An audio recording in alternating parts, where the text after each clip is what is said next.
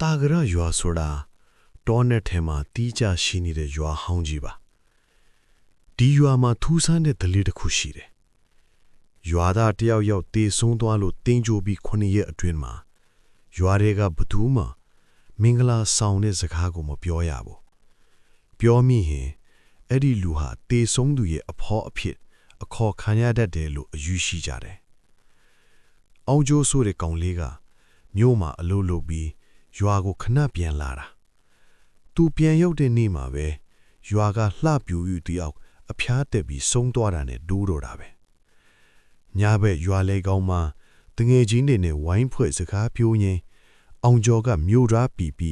မယုံကြည်တဲ့လေသားနဲ့နောက်ပြောင်လိုက်တယ်ဟေးကောင်နေ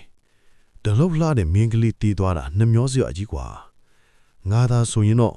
တရေမဖြစ်ဘာဖြစ်လက်ထိုင်ယူလိုက်မှာတငယ်ချင်းတွေအားလုံးတိတ်ဆိတ်သွားပြီးသူ့ကိုကြောက်လန့်တကြားကြီးလိုက်ကြတယ်အဲ့ဒီအချိန်မှာပဲတောထဲကနေလေဘူးကြီးတစ်ချက်ဝေ့တိုက်သွားပြီးမင်္ဂလာဆောင်ဂျိုးစိုးပါတယ်ဆိုတဲ့အထံခတ်အုပ်ကြီးထွက်လာတယ်အဲ့ဒီညမှာပဲအောင်ကျော်အိတ်နေတော့သူ့ခန်းတကားကိုတယောက်ယောက်ကအตาလေးလာခောက်တယ်သူထဖွင့်လိုက်တဲ့အခါသူ့ရှေ့မှာမင်္ဂလာဆောင်ဝတ်စုံအပြည့်အစုံနဲ့အပြိုးသမီးတယောက်ရပ်နေတယ်သူမရဲ့ဝတ်စုံကဖြူလှလှမြန်မာဝတ်စုံရင်းစီအင်ကြီးနဲ့ပိုးသမီးဒါပေမဲ့ထူးဆန်းလာကသူမရဲ့ခြေထောက်တွေကမြေကြီးမှာမထိပဲလေထဲမှာပြန်နေတာပါသူမရဲ့မျက်နှာကပန်းနူရောင်တနခါးတွေလိမ့်ထားပြီးမြဲအသားတွေကညိုမြဲပြီးပုတ်အနံ့ကြီးထွက်နေတယ်မောင်မင်္ဂလာဆောင်ရအောင်လေမောင်မဲပြောခဲ့တာမလား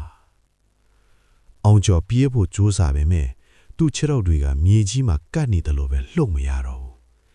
အဲ့ဒီတရေမကသူ့လက်ကိုလာကိုင်းလိုက်တဲ့အခါရေခဲတုံးကြီးကိုကိုင်းလိုက်ရတယ်လို့အေးစိမ်သွားတယ်သူမကသူ့ကိုရွာပြင်းကတင်းချိုင်းစီကိုအတင်းဆွဲခေါ်သွားတယ်တင်းချိုင်းထဲမှာတော့ထူးဆန်းတဲ့မီးရောင်တွေလင်းနေပြီးတေပိသားလူတွေကမင်္ဂလာဧည့်သည်တွေအဖြစ်ဟန်ဆောင်ပြီးထိုင်နေကြတယ်သူတို့အားလုံးရဲ့မျက်လုံးတွေကအခေါင်းလိုက်ကြည့်ထည့်နေပြီး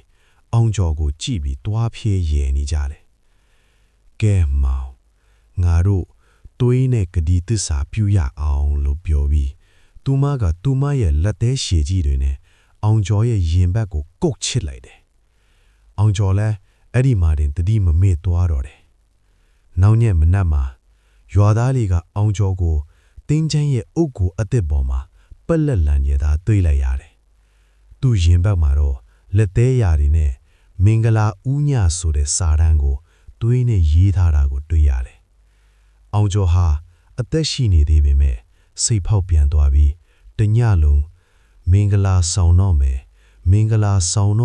လို့ပဲတွေ့ရွတ်နေပါတော့တယ်